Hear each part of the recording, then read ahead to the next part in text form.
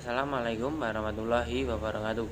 Perkenalkan, nama saya Riza Alfian Burhanuddin dari kelas 4B1. NIM saya itu 19 10 30 10 77. Di sini saya akan menjelaskan tentang materi yang ke-8, yaitu sport and wellness. Saya bacakan skenario-nya dahulu. Saya mendapatkan skenario yang pertama, yaitu seseorang laki-laki berusia 45 tahun datang ke poliklinik umum dengan keluhan luka bengkak merah dan bernanah pada telapak kaki kanan sejak seminggu ini. Luka muncul karena tersandung sejak 3 bulan lalu dan dirasa semakin melebar. 2 bulan yang lalu pasien jatuh dari pohon mangga dan tidak dapat menggerakkan kakinya. Lalu dari riwayat penyakit keluarga, ibunya menderita diabetes mellitus. Pada pemeriksaan vital sign didapatkan tekanan darah yaitu 120/80 mmHg dan temperatur yaitu 37,2 C dengan denyut nadi yaitu 100 kali per menit, yaitu frekuensi napasnya yaitu 18 kali per menit. Pada pemeriksaan fisik tampak otot-otot anggota gerak bawahnya itu atrofi. Pada pelantar pedis ditemukan luka berbentuk bulat ukuran 2x3 cm. Lalu tampak cekung dan dasarnya tampak jaringan tulang, edema dan eritem di sekitar luka. Denyut nadi arteri dorsalis pedis teraba. Lalu dari skenario ini bisa kita tarik yaitu pasien mengalami ulkus arterinya, yaitu dimana ulkus arteri ini gagal mengirim darah yang cukup oksigen ke bagian tungkai bawah, lalu yang dimana tanpa pasokan oksigen yang stabil itu jaringan mati dan lalu menimbulkan luka atau ulkus ini. Lalu penanganan dari fisioterapi yaitu ulkus arteri ini bertujuan untuk memanage adanya keterbatasan gerak dan fungsi pada pasien dan juga mengurangi sedikit kontraktur dan kematian pada jaringan tersebut. Lalu ada problematika pada fisioterapi. Itu yang pertama, yaitu adanya gangguan pada arteri pada kasus tersebut. Nah, yang kedua itu lukanya itu dalam dan nyeri. Dan yang ketiga yaitu sensitif terhadap gerakan.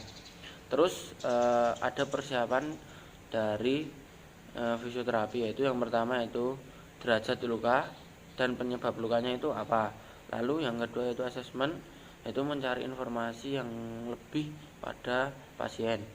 Yang selanjutnya yaitu mengetahui potensi terjadinya keterbatasan gerak pada fungsi pada pasien ini. Dan yang keempat yaitu planning atau intervensi pada pasien seperti berikut ini.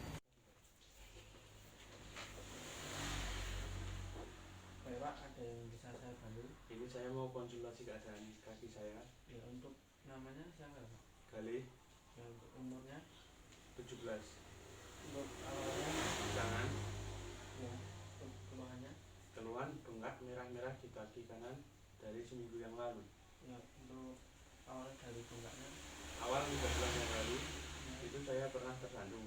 ya, Lalu 2 bulan setelahnya ya. saya naik pohon lalu terjatuh, lalu tidak bisa digerakkan lagi.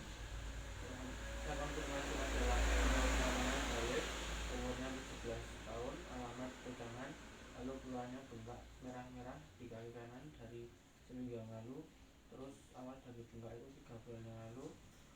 Terus 2 bulan setelahnya itu naik pohon lagi lalu terjatuh. Ya. Dari pemeriksaan fisioterapi tersebut, yang pertama yaitu kita mengetahui status luka pasien dari skenario tersebut. yaitu pasien mengalami derajat luka yaitu 2B yang mengalami rasa nyeri. Yang kedua yaitu pemeriksaan warna kulit, yaitu sudah dijelaskan di skenario, yaitu warna kulitnya itu mengalami kemerah-merahan. Lalu yang ketiga yaitu pemeriksaan odema dengan antropometri, yaitu mengetahui bahwa pasien yang luka atau mengalami nyeri itu di bagian mana, seperti berikut ini. Ya, di sini kita akan melakukan pengukuran untuk nilainya itu 0 sampai 4 itu nyeri ringan, untuk 5 sampai 9 itu nyeri sedang, untuk 10 itu nyeri berat. Kita akan melakukan pengukuran pada pasien untuk nyerinya yang sekarang itu bagaimana. Coba.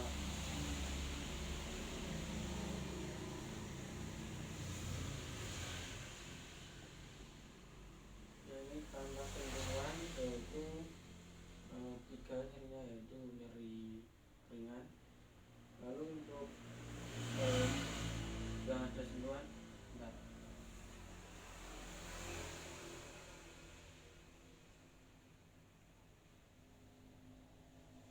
Nah, di sini pasien merasakan nyeri di angka 9, yaitu nyeri sedang.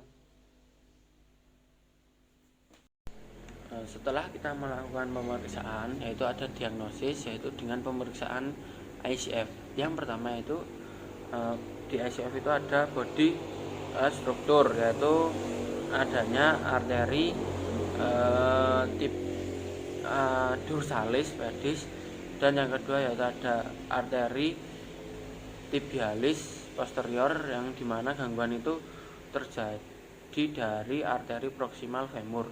Lalu ada lower extremity. Yang kedua yaitu body function, yaitu atrofi, terjadinya atrofi, bengkak, lalu keterbatasan gerak, kelemahan otot, lalu kemerahan, bernanah, dan perubahan warna. Yang ketiga yaitu functional limitation, yaitu dimana pasien itu tidak bisa berjalan, berlari, dan melakukan aktivitas yang terlalu berat.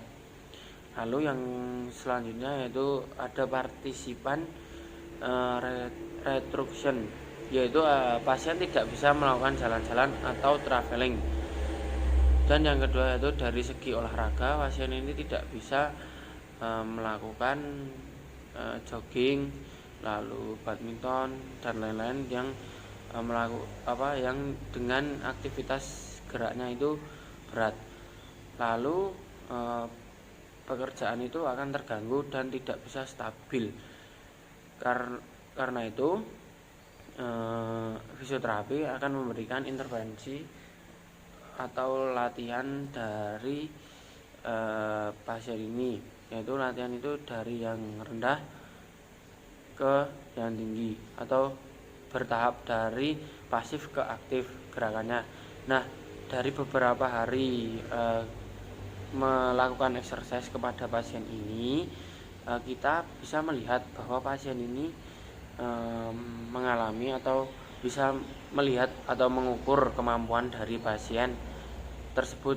Kita bisa sesuaikan dengan kemampuan pasien untuk melakukan exercise. Lalu ketika exercise ini sudah dan kita harus melakukan sebuah edukasi untuk pasien, yaitu melakukan latihan di rumah.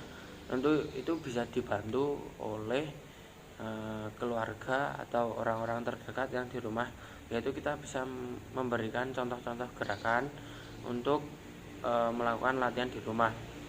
Lalu pasien juga harus menjaga pola makan, kebersihan di lingkungan sekitarnya, dan keluarga bisa memberikan sebuah motivasi untuk pasien ini bisa sembuh.